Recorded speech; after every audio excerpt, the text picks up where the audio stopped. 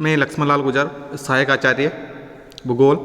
आज हम भौतिक भूगोल के अंतर्गत जो है पृथ्वी की उत्पत्ति से संबंधित जो एक और अन्य महत्वपूर्ण परिकल्पना है वो है हॉयल और लिटिलटन की जो परिकल्पना है उसके बारे में पढ़ेंगे कि उन्होंने पृथ्वी और जो सौरमंडल है उनकी उत्पत्ति किस प्रकार से हुई है, उनको उन्होंने अपनी परिकल्पना द्वारा सिद्ध किया है और उस परिकल्पना की महत्वपूर्ण कमियां कौन कौन सी है इसके बारे में पढ़ेंगे।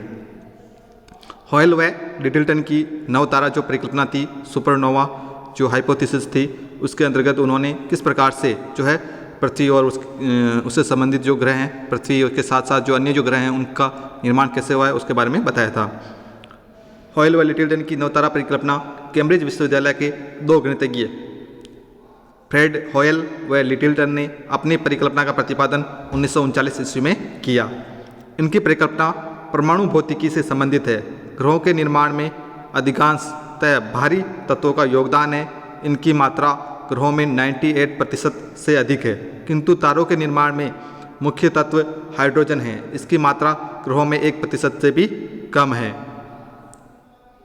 हॉयल तथा लिटिलटन ने बताया कि हाइड्रोजन के जलने से भी भारी तत्व की उत्पत्ति होती है, किंतु सूर्य जैसे साधारण तारे द्वारा हाइड्रोजन से केवल हीलियम की ही उत्पत्ति संभव हो सकती है। भारी तत्वों के निर्माण के लिए हाइड्रोजन के जलने की क्रिया अधिक ऊंचे तापमान पर होना आवश्यक है। अधिक ऊंचा तापमान केवल अभिनव तारों में पाया जाता है। कोई तारा तभी अभिनव तारा बनता है जब उसमें जलने योग्य आवश्यक हाइड्रोजन तत्व नहीं बचता है।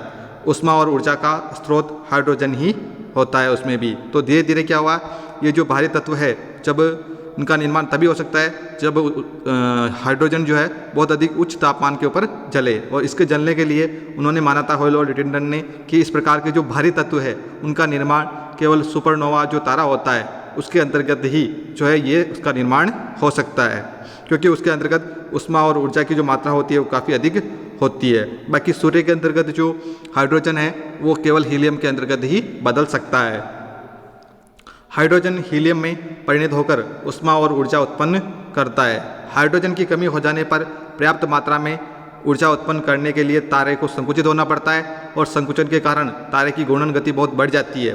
तीव्र घूर्णन से अब केंद्रीय बल बढ़ता है, जिस कारण प्रारंभ में तारे का बाहरी हल्का पदार्थ और बाद में भारी तत्व बाहर फेंके जाते हैं। ब्रह्मांड में भारी तत्वों की उत्पत्ति इसी अवस्था के अंतर्गत संभव है, जो कि केवल एक सुपरनोवा जो तारा है वही भारी तत्वों की उत्पत्ति कर सकता है। उन्होंने इस अपनी परिकल्पना के द्वारा बताया। भारी पदार्थ दूर फेंक दिए जाने के पश्चात केंद्र में दिव्य ज्योति दिखाई पड़ती है, जो कि सूर्य से कई लाख गुना अधिक होती है। इतनी ज्योति वाले तारों को नवतारा नाम दिया जाता है या सुपरनोवा उनको कहा जाता है। हॉयल तथा लिटिलटन के अनुसार ग्रहों की रचना एक अभिनव तारे में विस्फोट के कारण हुई। उनके अनुसार युग्म तारों में से एक तारा सूर्य और दूसरा तारा अभिनव तारा था। दोनों तारों के मध्य दूरी सूर्य और बृहस्पति की जो दूरी है उनके बराबर थी।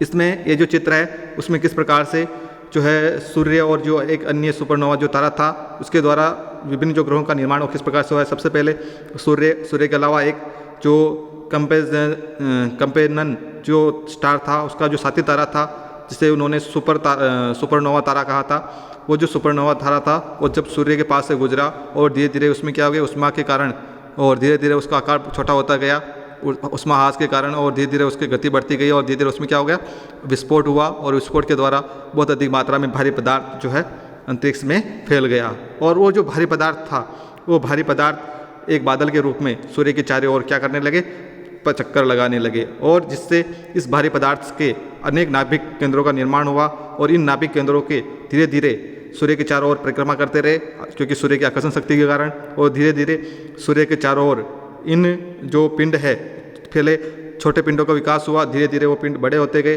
और धीरे धीरे वही जो पिंड थे जो भ्रूण थे उनका विकास जो है वर्तमान जो ग्रह हैं उसके अंतर्गत हो गया है। तो उन्होंने अपनी परिकल्पना में इस प्रकार से सुपरनोवा जो उनकी परिकल्पना है उसके माध्यम से उन्होंने पृथ्वी और विभिन्न जो सौरमंडल है, पृथ्वी और जो सौरमंडल है उसकी उत्पत्ति को उन्होंने बताया। विस्फोट के कारण अभिनव तारा काफ़ी मात्रा में पदार्थ को बाहर फेंकता है। हॉयल के अनुसार यह पदार्थ सूर्य की दिशा में फेंका गया, जो कि सूर्य ने आकर्षित कर लिया तथा अभिनव तारा अपना मार्ग छोड़कर दूर चला गया। अभिनव तारे से निकला हुआ पदार्थ एक तस्त्री के रूप में सूर्य की परिक्रमा करने लगा अर्थात ग्रहों का निर्माण इसी तस्वीर से हुआ है। वह पदार्थ ही ग्रहों में संगठित हो गया। हॉयल की नवतारा परिकल्पना से ग्रहों की अत्यधिक दूरी, कोणीय संवेग तथा भारी व हल्के पदार्थों से निर्मित ग्रहों की जो आशंकाएं हैं वो दूर होती है। तो ये जो परिकल्पना है उसके माध्यम से ये जो सारी समस्याएं थी जिनमें अधिक कोणीय संवेग ग्रहों के बीच के ग्रहों और सूर्य के अंतर्गत जो अंतर पाया जाता है कोणीय संवेग में, दूसरा भारी और हल्का होना, ये सभी जो आशंकाएं थी वो इस हॉयल और लिटिलटन की नवतारा जो परिकल्पना है, सुपरनोवा जो परिकल्पना है, उसके माध्यम से जो है सब जो कमियां थी वो दूर हो गई। अब इस जो परिकल्पना है उसकी मुख्य जो आलोचनाएं हैं वो आलोचना यह है कि इस परिकल्पना की सबसे प्रमुख कमी यह है कि इस परिकल्पना में इस तथ्य का स्पष्टीकरण नहीं दिया गया है कि तारा युग्म की उत्पत्ति किस प्रकार से हुई। ब्रह्मांड में या जो युग्म तारे पाए जाते हैं, ट्विन स्टार जो पाए जाते हैं, इन युग्म तारों की उत्पत्ति किस प्रकार से हुई है, इस परिकल्पना के अंतर्गत इन युग्म तारों के बारे में कोई जानकारी नहीं दी गई। तो जब युग्म तारों के बारे में जानकारी नहीं दी गई, जबकि इसमें उन्होंने युग्म तारे से ही सूर्य और उसका जो साथी तारा था, सुपरनोवा तारा जिसको कहा गया, उनके द्वारा ही उन्होंने पृथ्वी और विभिन्न जो सौरमंडल है, कह सकते हैं जो ग्रह हैं, उनके निर्माण को बताया था। तो ये उसकी मुख्य कमी है कि उनका उत्पत्ति किस प्रकार से हुई। तो उन्होंने अपनी परिकल्पना में इस प्रकार से पृथ्वी और जो सौरमंडल है उसकी उत्पत्ति को बताया था। धन्यवाद।